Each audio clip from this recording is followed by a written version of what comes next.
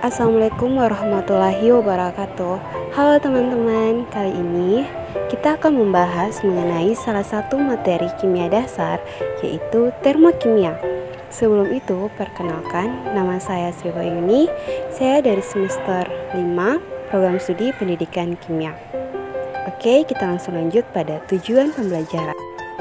Yang pertama, siswa mampu menjelaskan pengertian termokimia, mampu memahami perbedaan lingkungan dan sistem beserta contohnya, mampu menjelaskan energi dan entalpi, mampu memahami hukum kekebalan energi, mampu menjelaskan pengertian reaksi eksoterm dan reaksi endoterm, menjabarkan contoh dari reaksi eksoterm dan endoterm. Jadi, sebelum kita masuk pada pembahasan materi, kita lihat dulu peta konsepnya. Jadi, termokimia adalah ilmu yang mempelajari perpindahan energi yang melibatkan lingkungan dan sistem. Sistem sendiri terbagi dari beberapa, yaitu sistem terbuka, sistem tertutup, dan sistem terisolasi. Perpindahan energi dibagi menjadi dua bentuk, yaitu bentuk sistem dan kalor. Kalor dapat diukur menggunakan kalorimeter. Termokimia adalah ilmu yang mempelajari tentang aliran dan perubahan panas yang terjadi dalam suatu reaksi kimia. Aliran kalor yang terjadi dalam reaksi kimia dapat dijelaskan melalui konsep sistem dan lingkungan. Sistem adalah segala sesuatu yang menjadi pusat perhatian dalam mempelajari perubahan energi, sedangkan lingkungan adalah hal-hal di luar sistem yang membatasi sistem dan dapat mempengaruhi sistem.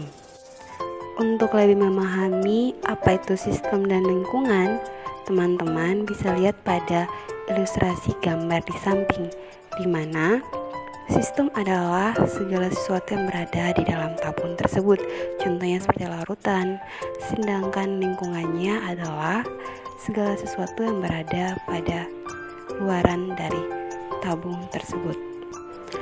Jadi, sistem terbagi menjadi tiga, yaitu sistem terbuka, sistem tertutup, dan sistem terisolasi. Yang pertama, sistem terbuka, yaitu dapat mengalami pertukaran materi dan energi dengan lingkungan, contohnya segelas air. Sedangkan sistem tertutup itu dapat mengalami pertukaran energi tetapi tidak mengalami pertukaran materi dengan lingkungan.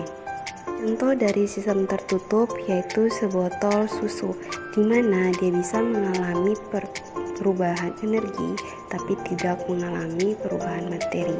Contohnya susu itu awalnya panas, dia bisa menjadi dingin. Dan sistem terisolasi, di mana tidak dapat mengalami pertukaran materi dan energi dengan lingkungan. Contohnya termos. Berikut tabel perbedaan dari sistem terbuka, tertutup, dan terisolasi, di mana pada sistem terbuka terjadi perpindahan energi dan perpindahan materi. Sedangkan pada sistem tertutup terjadi perpindahan energi tapi tidak terjadi perpindahan materi. Sedangkan untuk sistem terisolasi tidak terjadi keduanya. Kita lanjut pada energi dan entalpi. Jadi, hukum kekebalan energi, yaitu energi tidak dapat diciptakan atau dimusnahkan, energi hanya dapat berubah dari satu bentuk ke bentuk yang lain. Jadi, entalpi, energi atau kalor yang terdapat dalam suatu materi yang dapat diukur hanya perubahan entalpinya saja. Contoh, di sini ada beberapa kegiatan yang dapat menghasilkan energi dan mengeluarkan energi. Contohnya salah satu yang dapat mengeluarkan yaitu pagi belajar, sedangkan yang mendapatkan energi itu saat kita makan atau tidur. Selanjutnya kita masuk pada reaksi eksoterm dan endoterm. Teman-teman bisa lihat ini adalah ilustrasi dari proses eksoterm dan endoterm. Untuk lebih memahami apa itu reaksi eksoterm dan endoterm, kita akan membahasnya. Jadi, reaksi eksoterm adalah sebuah reaksi yang membebaskan kalor dari sistem ke lingkungan, sedangkan endoterm adalah sebuah reaksi yang menyerap kalor kalor, yaitu dari lingkungan. Untuk perubahan entalpi delta H, yaitu selisih antar entalpi produk dengan entalpi reaksi yang dilambangkan dengan HP dikurang HR. Reaksi eksoterm delta H-nya bertanda positif, sedangkan reaksi endoterm bertanda positif. Selanjutnya kita bahas mengenai diagram tingkat energi, di mana kita bisa lihat pada diagram reaksi eksoterm hasil reaksinya itu rendah, sedangkan untuk reaksi endoterm hasilnya itu lebih tinggi.